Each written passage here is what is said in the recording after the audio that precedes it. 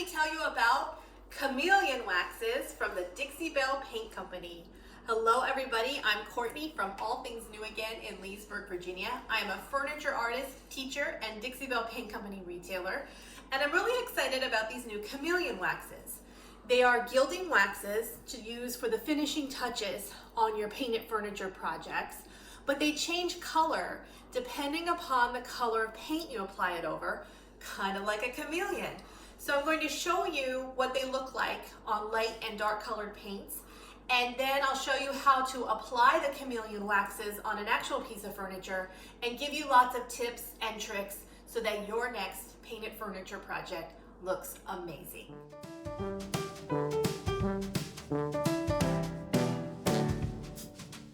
So here you can see the 3 chameleon waxes applied over white and applied over black. So on the white, it's super subtle. You can barely see it when you look at it. When the light hits it a certain way, it gives it a little bit of tinted shimmer, but very subtle. On the black, that's when you get the full power and awesomeness of the chameleon wax. Here's the apricot, the cactus, which I'm just loving that metallic green, and the lilac, which gives you a really pretty purple. So those are the extremes from white to black. Now on colors in between, you get a little bit of everything. It's they go in between those 2 extremes that I showed you on the board. So we're gonna go over now and apply the chameleon waxes on a coffee table that I painted in a blend of green and blue. So you can see what it looks like on those colors. I'll give you lots of tips for applying it, and it's gonna look awesome. So this is my coffee table from my family, and I just refreshed it by painting it in a blend of 3 Dixie Belle colors: Bunker Hill Blue, Antebellum Blue, and Limeade. So you've got a little bit of dark blue, a little lighter, and then the light Limeade in here. And I think the chameleon waxes are perfect for pieces where you blended light and dark colors together, because they catch the light differently on the different colors, and you can blend them on top of the blended paint and add a whole new layer of interest to your piece. So they're a lot of fun to play with. And let me show you what they look like on this table. This is the lilac right here on this corner, where you can see the purple shows up really nice on this dark color. Then we go into the cactus on this edge. And then right here, I kind of blended the 2 waxes together, where they kind of smush together the lilac and the cactus. And you can play around with that.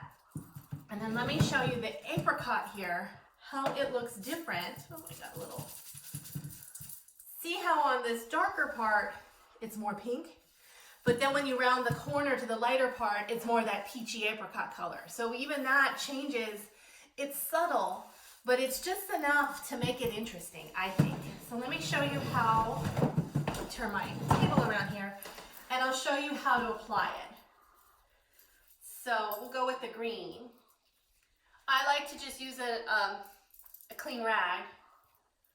You get a little on your finger. Now I was finding when I was going directly from the can to the piece, it wasn't even, because it comes out in a little, it comes up in a clump. So I just scoop a little bit on a paper plate to kind of spread it around so that I can apply it more consistently on my piece.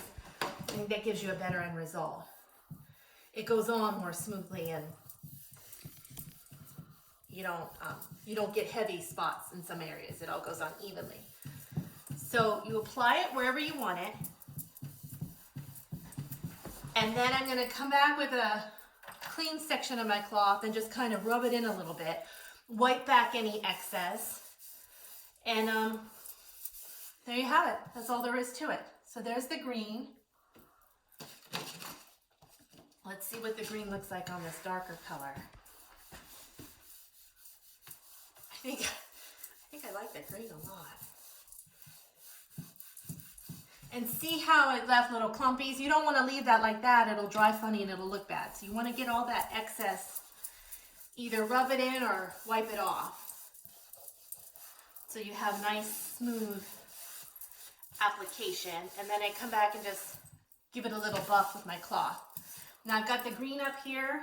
What if I took a little bit of the apricot, and again, just put a little on the plate so that I can get it on my finger more evenly. What if I took a little bit of the apricot and kind of went next to it? How does that look? And overlap it a little bit. I think that looks pretty cool. Now, on a table like this, you can't make a mistake. And I would argue on any project like this, you can't make a mistake. It's a very colorful, kind of boho look. And I'm not worried about like getting it, you know, it has to be apricot here and this here. I'm not planning it out. I'm just dipping into my little jar and seeing what I like. If that's like too much purple for you there, you can come back with some green and tone it back down and just layer them on top of each other. So there's lots of room to play around with these chameleon waxes until you love how it looks. I like that, where they just kind of crash together. Now, these waxes are really nice around the edges of pieces. I got a little bit extra right there. Around the details, this piece has like some beautiful details on it. So I'm going to accentuate all those pretty details with the waxes. And I'm not putting it everywhere, just here and there, and then I might come back with another color like I did on this side, but I'm just not being too fussy about it either. Just kind of getting it on and see what it does and see how I like it. I like this lilac on the darker colors. I think it's really pretty.